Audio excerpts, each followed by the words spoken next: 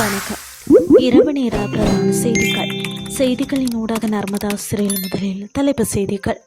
சம்பா மற்றும் கேரி சம்பா அரிசி தொடர்பில் வெளியான அறிவிப்பு. பாடசாலைகளில் 2 முதல் 11ஆம் தரம் வரை மாணவர்களை சேர்த்தல் தொடர்பில் வெளியான முக்கிய அறிவித்தல்.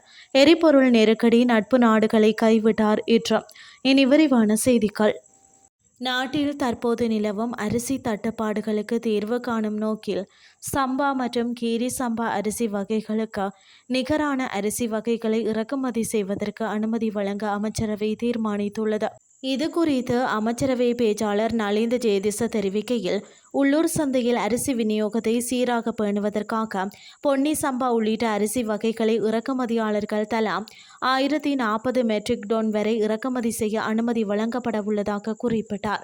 பாடசாலைகளில் 5 மற்றும் 6ஆம் தரங்களை தவிர்ந்த 2ஆம் தரம் முதல் 11ஆம் தரம் வரையான வகுப்புகளுக்கு மாணவர்களை சேர்த்துக் கொள்வது தொடர்பான புதிய சுற்று நிரூப அறிவுறுத்தல்களை வெளியிடுவதற்கு அமைச்சரவை அங்கீகாரம் வழங்கியுள்ளது.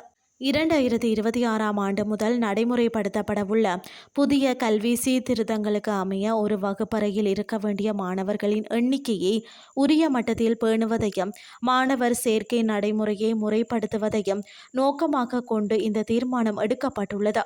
மாணவர் சேர்க்கை தொடர்பாக ஏற்கனவே 2025/9/9 அன்று வெளியிடப்பட்ட 27/2025 இலக்க சுற்று நிருபத்தை நடைமுறைப்படுத்துவதில் சில நடைமுறை சிக்கல்கள் எழுந்தன. அந்த பிரச்சினைக்கு தீர்வு காணும் வகையிலேயே தற்போதைய புதிய அறிவுறுத்தல்கள் தயாரிக்கப்பட்டுள்ளன. கல்வி, உயர்கல்வி மற்றும் தொழிற்கல்வி அமைச்சர் என்ற ரீதியில் பிரதமர் முன்வைத்த யோசனைக்கு அமைச்சரவை தனது இணக்கப்பாட்டை தெரிவித்துள்ளது. இதன்படி 2026ஆம் ஆண்டு முதல் நடைமுறைக்கு வரும் வகையில் 2, 3, 4, 7, 8, 9, 10 மற்றும் 11ஆம் தரங்களுக்கு மாணவர்களை சேர்த்துக் கொள்வதற்கான புதிய வழிகாட்டல்கள் விரைவில் கல்வி அமைச்சினால் வெளியிடப்பட உள்ளன. இந்த புதிய நடைமுறை மூலம் பாடசாலைகளுக்கு மாணவர்களை சேர்த்துக் கொள்வதில் நிலவும் முறைகேடுகள் தவிர்க்கப்படும் என எதிர்பார்க்கப்படுகிறது. பாடசாலை சுற்றுப்புற பாதுகாப்பு மற்றும் ஒழுக்க விதிகளை மீறுவோர் மீது காவல்துறையினர் ஊடாக நடவடிக்கை எடுக்கப்படுவதை போன்று கல்வித்துறையில் இவ்வாறான சட்டத்திட்டங்கள் முறையாக பேணப்பட வேண்டும் என வலியுறுத்தப்பட்டுள்ளது. இனி வெளிநாட்டு செய்திகள்.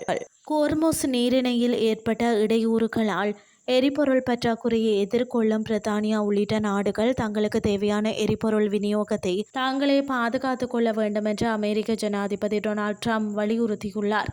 இதன் மூலம் நட்பு நாடுகளுக்கு உதவ அமெரிக்கா தலையிடாது என்பதையும் அவர் சுட்டிக்காட்டியுள்ளார். சமூக ஊடக பதிவு ஒன்றில் எரிபொருள் பற்றாக்குறையை எதிர்கொள்ளும் நாடுகள் அமெரிக்காவிடமிருந்து அதனை வாங்குவதையோ அல்லது விநியோகத்தை பாதுகாத்துக் கொள்ள மாற்று வழிகளை கண்டறிவதையோ பரிசீலிக்க வேண்டும் என்று ட்ரம்ப் பரிந்துரைத்துள்ளார். அவர்கள் அவ்வாறு செய்யாவிட்டால் அவர்கள் கோர்முஸ் நீரிணைக்கு சென்று அதை எடுத்துக்கொள்ள வேண்டும் என்றும் கூறிய ட்ரம்ப், இனிமேல் உதவ அமெரிக்கா இருக்காது என்றும் உங்கள் சொந்த எண்ணெயை நீங்களே பெற்றுக்கொள்ளுங்கள் என்றும் நாடுகளை வலியுறுத்தினார். இத்துடன் செய்திகள் யாவும் நிறைவடைகின்றது. அடுத்து காலை 8:30 எதிர்பாருங்கள். நன்றி.